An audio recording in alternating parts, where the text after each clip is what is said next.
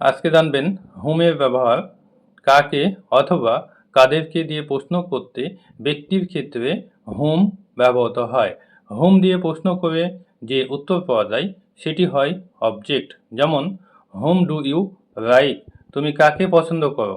I like Rupa, I like Mahbuba, I like Kanis, I like Mamun, I like Monir.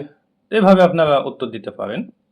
Whom did you invite, তুমি কাদেরকে আমন্ত্রণ করেছিলে? তো দেখেন এখানে হোম দিয়ে প্রশ্ন করেছি এবং কাদেরকে কিন্তু আমি এখানে বলেছি, কাকে অথবা কাদেরকে আমি কিন্তু আগে এটা বলে দিয়েছিলাম। তো যেহেতু এখানে কাদেরকে আমি ধরে নিয়েছি, তাই আপনাদেরকে এখানে এমন একটা অবজেক্ট নিয়ে আসতে হবে যেটি পুরান নাউন। ওকে, যেমন দেখেন আমি এখানে উদাহরণ বলছি আপনাদেরকে আনসার হিসাবে। I invited my friends, I invited my friends, আমি আমার বন্ধুদেরকে আমন্ত্রণ করেছিলাম। তো দেখেন এখানে কিন্তু মাই ফ্রেন্ডস নিয়ে আসা হয়েছে অবজেক্ট হিসেবে, কেননা আমি এখানে কাদেরকে বলেছিলাম, কিন্তু প্রথম উদাহরণে কিন্তু আমি কাকে বলেছিলাম, এই জন্য সিঙ্গুলার নাউন অবজেক্ট হিসাবে কিন্তু নিয়ে এসেছিলাম। ওকে, থ্যাংক ইউ।